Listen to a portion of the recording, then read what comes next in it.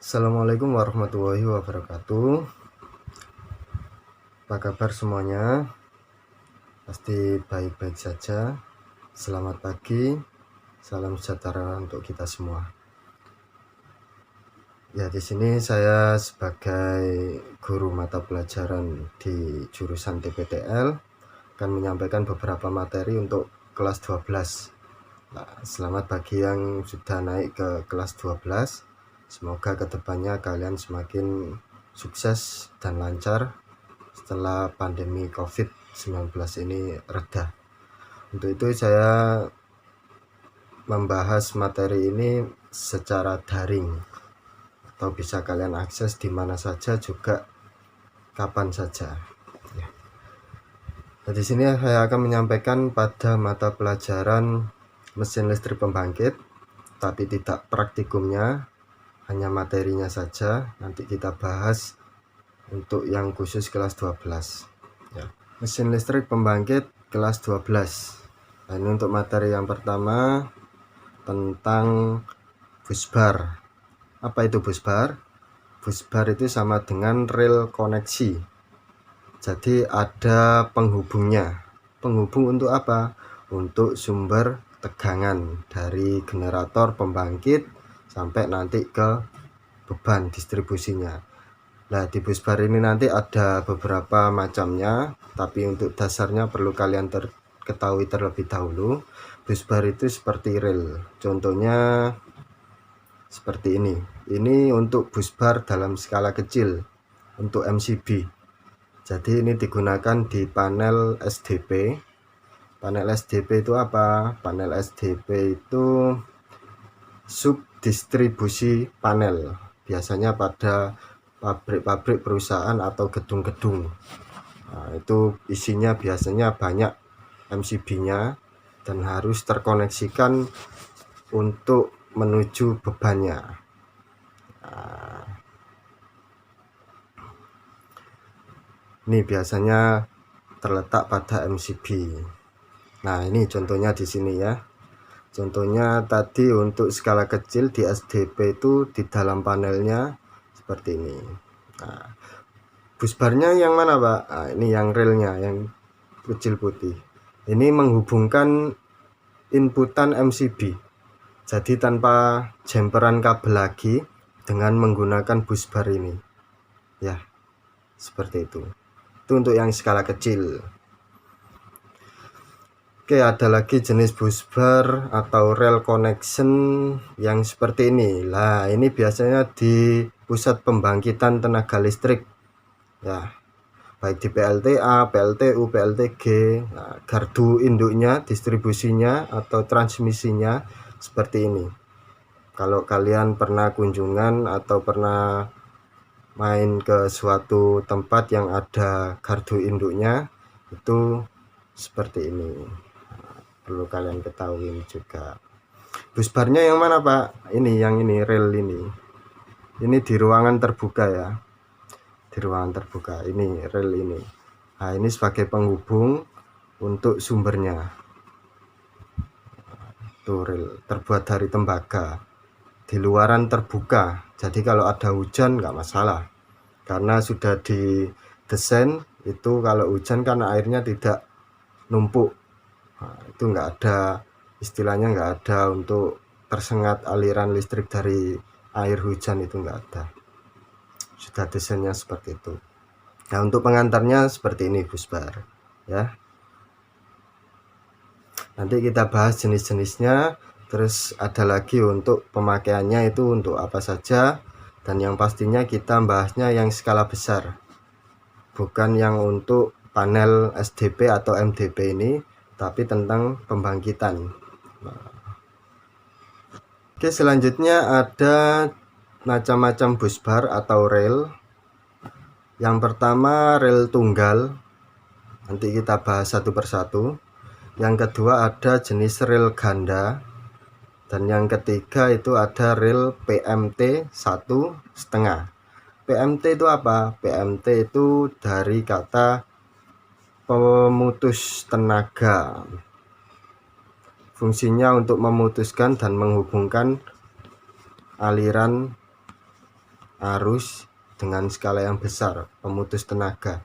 Ini pasti digunakan banyak ditempatkan pada gardu induk atau transmisi di sistem pembangkitan.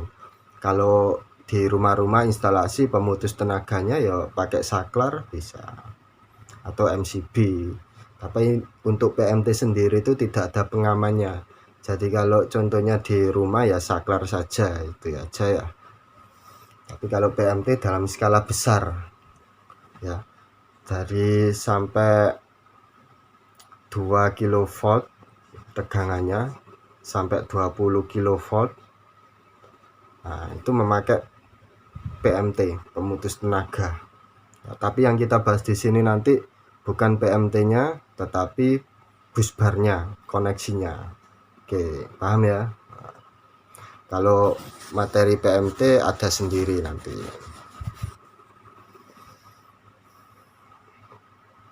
Oke, untuk yang pertama, jenis busbar tunggal. Diagramnya seperti ini. Nah, busbarnya yang mana, Pak? Yang garis tebal ini garis tebal. Busbar tunggal ini garis tebal. Nah, itu rel A, rel B, itu untuk tunggal. Nah, di tengahnya ini ada PMS. Nah, kalau tadi saya menjelaskan PMT, kalau PMS itu hanya pemisah.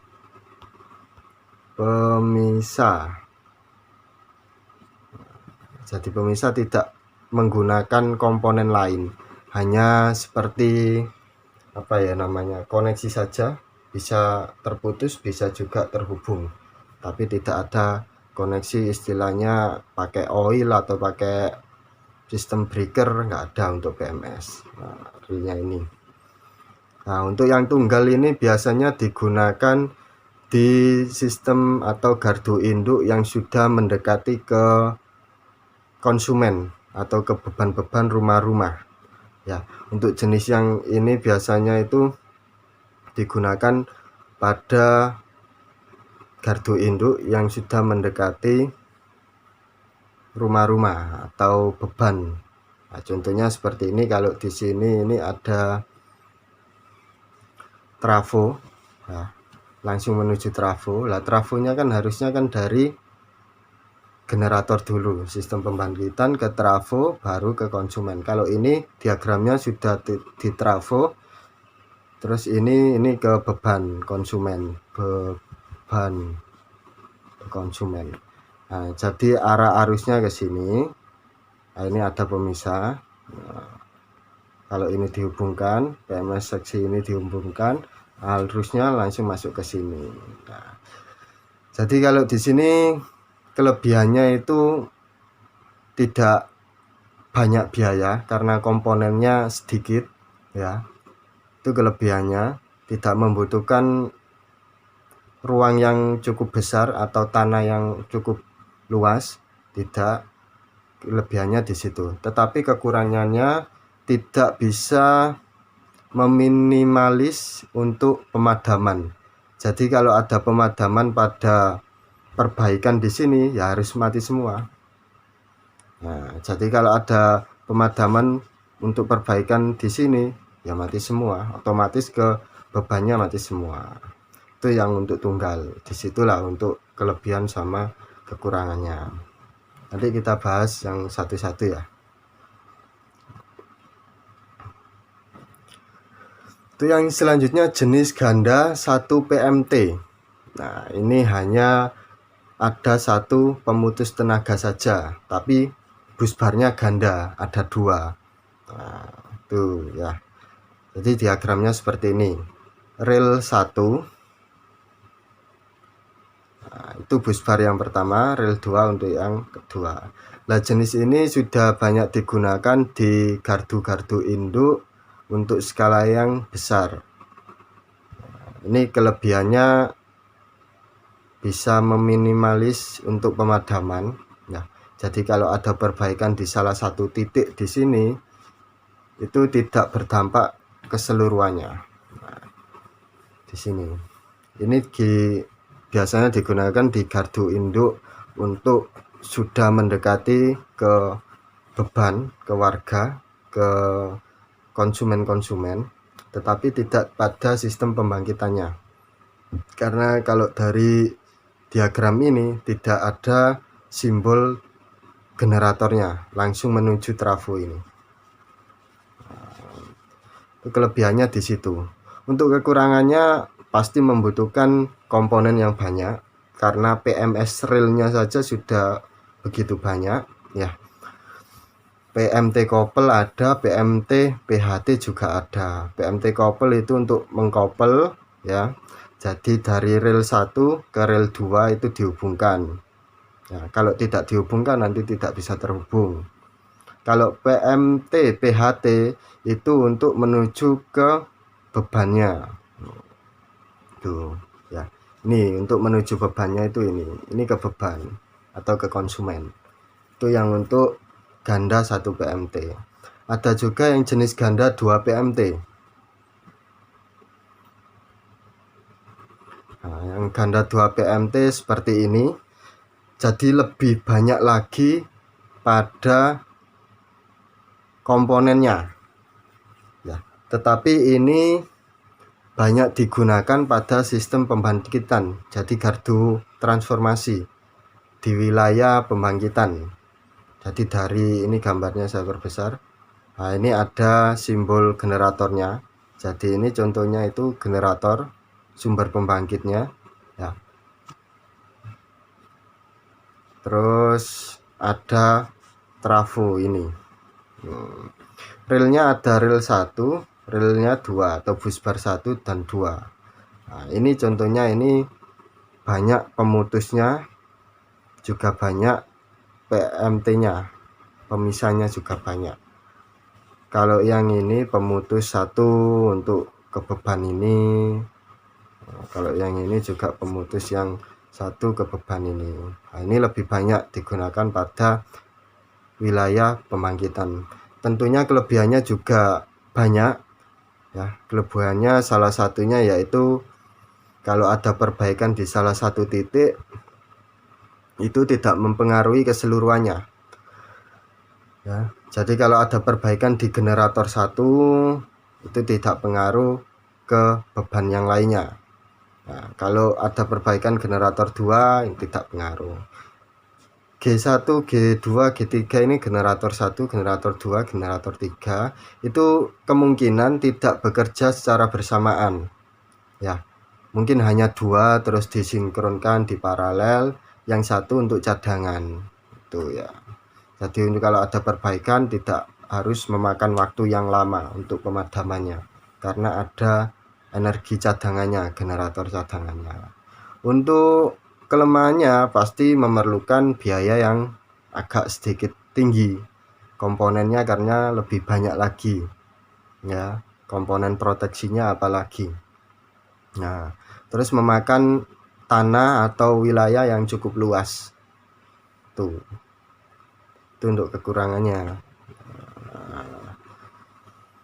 Oke, itu tadi untuk yang jenis ganda 2 PMT. Dan yang terakhir ada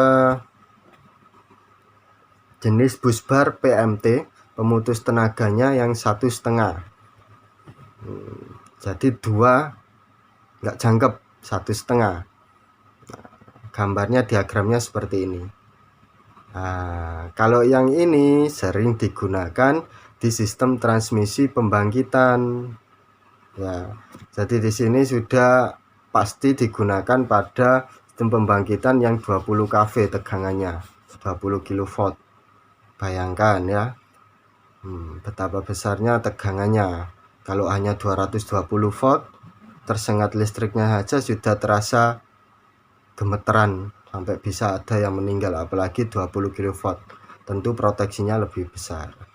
Nah, jadi nanti kalau kalian kerja di sistem pembangkitan itu wajib mematuhi peraturan APD-nya apa, terus peraturan-peraturan di perusahaannya itu seperti apa, untuk memungkinkan hal-hal yang tidak kita inginkan. Karena tegangan yang ada itu bisa jadi 20 kV. Ini bisa digunakan di sistem pembangkitan utama.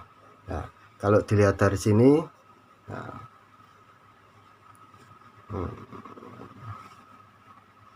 ada PMT A1, PMT A2 ya, terus PMT AB1, AB2, terus PMT B1, B2. Relnya ada berapa Pak? Relnya ada 2, busbar rel A sama busbar rel B. Nah, ini yang sering digunakan pada PLTG atau PLTU, sistem pembangkitan utama, bukan di gardu induk yang mau didistribusikan ke konsumen. Tidak, ini wilayah yang sangat besar, tentunya biayanya sangat mahal, terus kemudian banyak tanah yang harus digunakan, areanya harus luas karena sistem proteksinya juga sangat besar.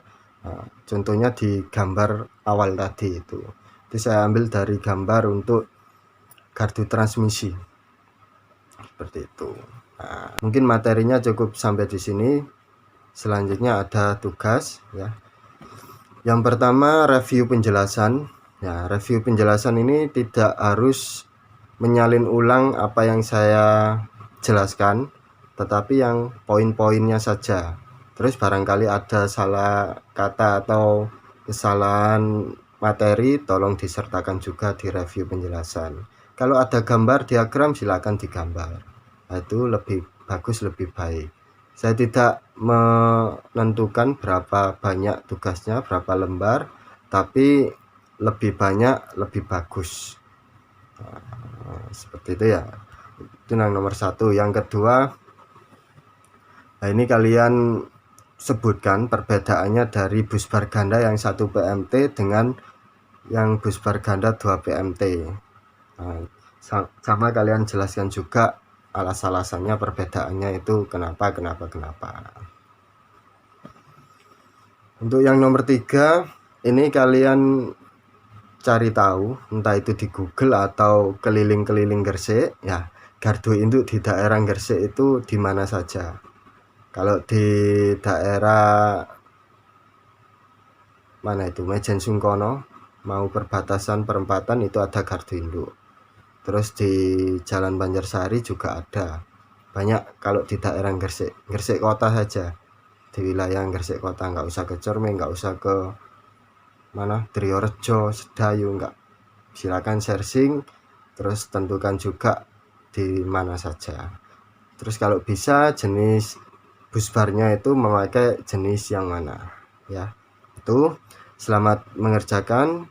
Cukup sekian dari saya. Kalau ada salahnya mohon maaf. Silakan diberi saran pada tugas review penjelasan ya. Cukup sekian dari saya akhiri. Assalamualaikum warahmatullahi wabarakatuh.